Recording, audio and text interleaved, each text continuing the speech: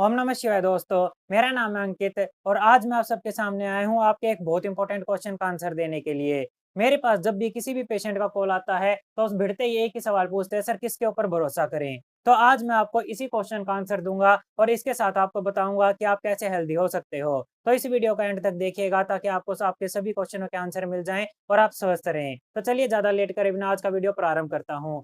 जब भी patient call करते हैं एक ही बात बोलते हैं, सर किस पर भरोसा करें, कहाँ से इलाज करवाएं। हम इलाज करवा करवा के थक गए हैं, हमारा बहुत सारा पैसा बर्बाद हो गया है, कुछ समझ में नहीं आ रहा क्या करना चाहिए या नहीं करना चाहिए। तो मैं इसी क्वेश्चन का आपको आंसर देना चाहता हूँ, लेकिन इस क्वेश्चन का आंसर देने से पहले मैं आप सबसे एक छोटा सा सवाल पूछना चाहूंगा। Who broke your trust?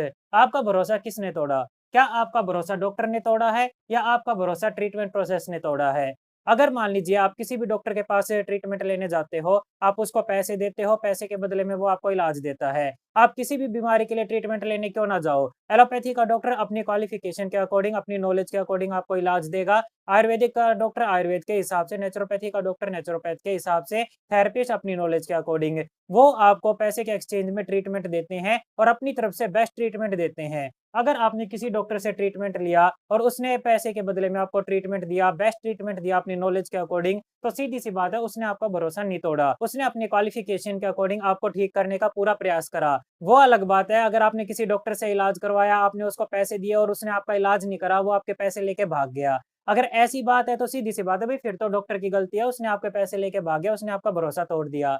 लेकिन अगर आपने उसको पैसे दिए और उसके बदले में उसने आपको ट्रीटमेंट दिया और उसने भी अपनी तरफ से बेस्ट कोशिश की कि आप ठीक हो जाओ, आपने भी कोशिश की कि आप ठीक हो जाओ, लेकिन ठीक हुए नहीं हुए वो एक डिफरेंट बात है। लेकिन उसने आपका भरोसा नहीं तोड़ा, उसने अपनी क्वालिफिकेशन के अकॉर्डिंग आपको ठीक करने का प्रयास करा। अब आप मेरे से ये पूछने चाहोगे, सर आप तो साफ-साफ कहने लग रहे हो कि डॉक्टर ने हमारा भरोसा नहीं तोड़ा, फिर किसकी गलती है कि हम ठीक नहीं हो पाए? फिर किसकी गलती है हमारा इतना पैसा बर्बाद हो गया? सीधी-सी बात मैं आपको बताना चाह रहा हूँ, आपका जो भरोसा तोड़ा है वो डॉक्टर ने नहीं, आपका भरोसा तोड़ा है ट्रीटमेंट प्रोसेस ने।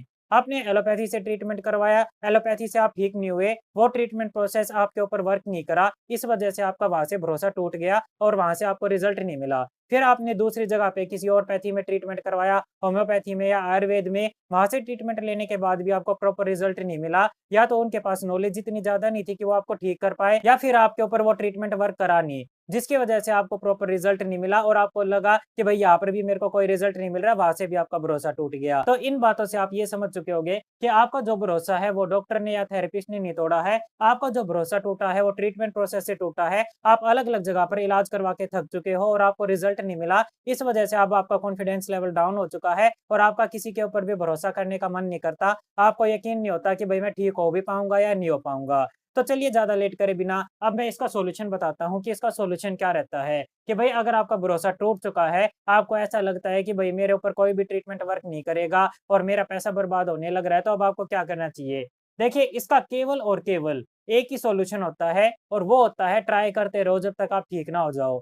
अब आप कहोगे सर ये क्या बोल दिया आपने? देखिए एक टाइम पे मैं खुद पेशेंट था, मैं 4 साल तक बीमार रहा था। मैं अपने टेस्टिमोनियल वीडियो का लिंक नीचे डिस्क्रिप्शन में दे दूँगा, आप उसको देख सकते हो। तो ये चीज़ें मैं एक डॉक्टर के या थेरेपिस्ट के हैसियत से नहीं बोलने लग रहा हूँ। ये चीज़ें मैं पर्सनल एक्सपीरियंस के बेस पे बोलने लग रहा हूँ, क्योंकि मैं आपकी प्रॉब्लम और आपकी परेशानी समझ सकता हूँ। लेकिन जो चीज़ मेरे को पता है लेकिन आपको नहीं पता, वो चीज़ मैं आपको समझाने की कोशिश करने लग रहा हूँ कि पेशेंट के पास 2 ही रास्ते होते हैं। या तो पहला रास्ता होता है गिव अप कर दे और गिव अप करके हार मान के बैठ जाए। भई अगर गिव अप कर दिया तो फिर तो ट्रीटमेंट को लेकर सोचने की ज़रूरत ही नहीं है। फिर तो आराम से अपने बेड के ऊपर पे लेट जाओ और अपना मरने का इंतज़ार करो। इस चीज़ को मैं बिल्कुल भी सपोर्ट नहीं करूँगा, पेशेंट को कभी भी अपनी लाइफ़ में गिव अप नहीं करना चाहिए। दूसरा तरीका रहता है बस ट्राई करते रहो, जब तक ट्राई करो जब तक आप ठीक ना हो जाओ। आप अपनी अलग-अलग पैथी में ट्राई करो, ट्रीटमेंट की अप्रोचेज़ ट्राई करो, अगर कहीं दूसरे किसी बंदे के ऊपर भरोसा नहीं रहा है तो खुद से ट्राई करो। लेकिन अपने आप को ठीक करने का प्रोसेस हमेशा कंटिन्यू रखो जब तक आप ठीक नहीं हो जाते। तो फिर इस बात का क्या समाधान रहता है कि हम क्या करें? इस बात का एक ही समाधान रहता है कि आपके पास कोई ऑप्शन नहीं है,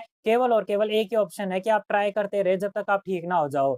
फिर दूसरे नंबर पे मैं आपको ये बताना चाहता हूँ कि जो लोग ये पूछते हैं कि सर किसके ऊपर भरोसा करें, किसके ऊपर भरोसा ना करें। देखिए दुनिया में एक बात मैं बताना चाह रहा हूँ कि भरोसा करने के अलावा कोई दूसरा ऑप्शन होता ही नहीं है।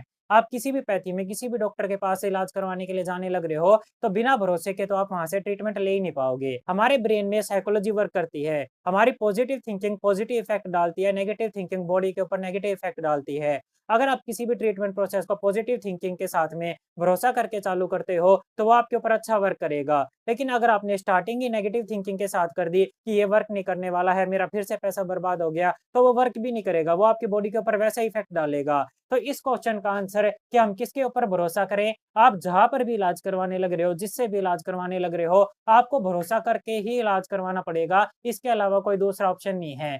पेशेंट के पास नेवर गिव अप करने के अलावा और भरोसा करके ट्रीटमेंट लेने के अलावा इसके अलावा कोई ऑप्शन नहीं रहता है। अब इसके बाद मैं आपको एक बहुत ज़्यादा ज़रूरी बात बताना चाहता हूँ। क्यों मैं पेशेंट को बार-बार ये कहता हूँ कि ऑब्जर्वेशन में ट्रीटमेंट लीजिएगा, प्रॉपर ट्रेनिंग लेके और चीज़ों को सीख के ही अपना इलाज कीजिएगा।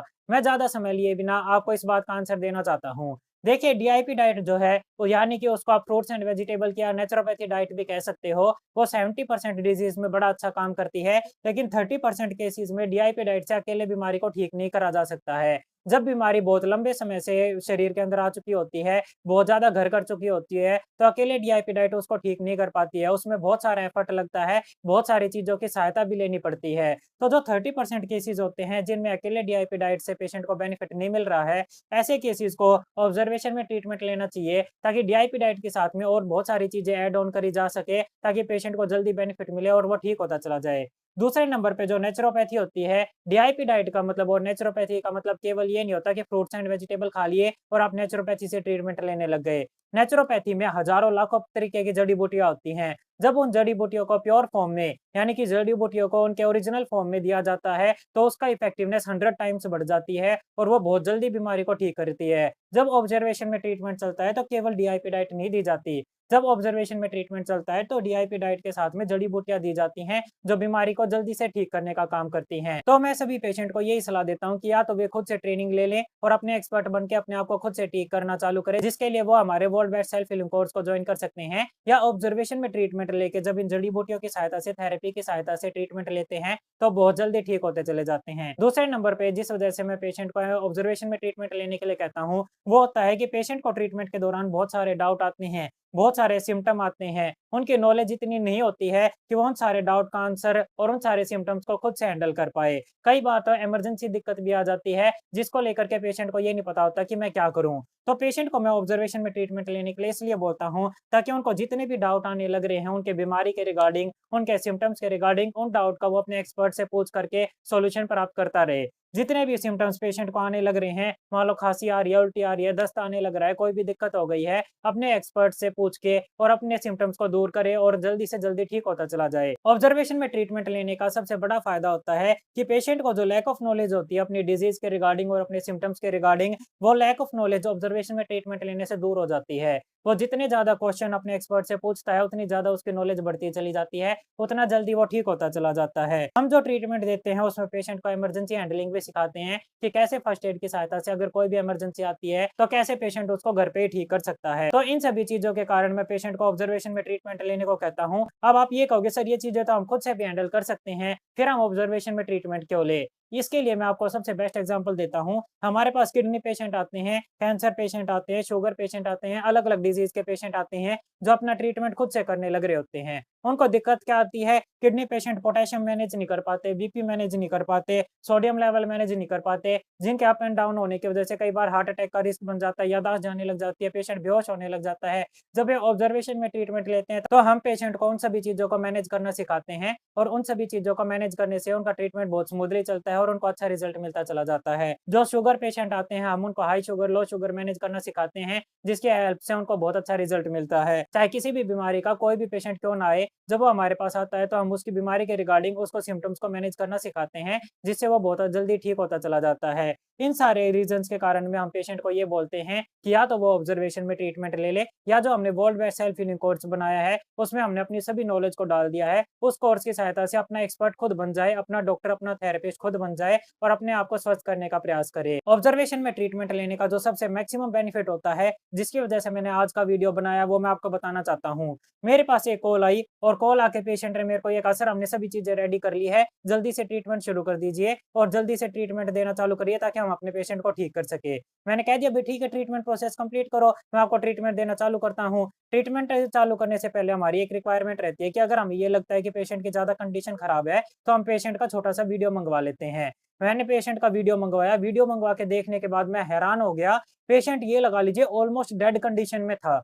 ऑलमोस्ट डेड कंडीशन में मतलब हाफ अनकॉन्शियस कंडीशन में, उसके साथ में बोला नहीं जा रहा, याददाश्त जाने लग रही थी। पेशेंट की इतनी ज़्यादा क्रोनिक कंडीशन हो रखी थी और ऐसे पेशेंट को वो घर पे स्टेबल करने की कोशिश कर रहे। मैंने तुरंत पेशेंट को कहा कि भई आप पेशेंट की जान के साथ में खिलवाड़ करने लग रहे हो, इनको तुरंत इमरजेंसी में हॉस्पिटल लेके जाइए। इमरजेंसी में हॉस्पिटल में लेके गए, 2-3 दिन आईसीयू में एडमिट रहा, घर पे आ गए, फिर पेशेंट की जान बच गई। तो यही एक कारण था जिसकी वजह से मैंने आज का वीडियो बनाया और पेशेंट को ये बोला कि ऑब्जर्वेशन में ट्रीटमेंट लें। क्योंकि कई बार इतनी ज़्यादा इमरजेंसी कंडीशन आ जाती है कि पेशेंट के घरवाले और पेशेंट अपने दिमाग से ये सूझ-बूझ करके डिसीजन नहीं ले पाते कि अब करना क्या चाहिए। और इस डिसीजन में कई बार इतनी ज़्यादा लेट हो जाती है कि जान पर भी बात बन के आ जाती है। जो एक्सपर्ट होता है, अगर वो ईमानदार है तो आपको राइट सलाह देगा और आपको ये कहेगा कि भई अभी कंडीशन ज़्यादा खराब है, हॉस्पिटल में जाके पहले पेशेंट की जान बचाना ज़रूरी है, बाद में ट्रीटमेंट लेना। और यही काम मैंने उस पेशेंट के साथ करा, उसकी जान बच गई, बाद में उन्होंने ट्रीटमेंट लेना चालू करा तो अब वो बहुत स्टेबल है और बहुत अच्छे से रिकवर करने लग रहे हैं।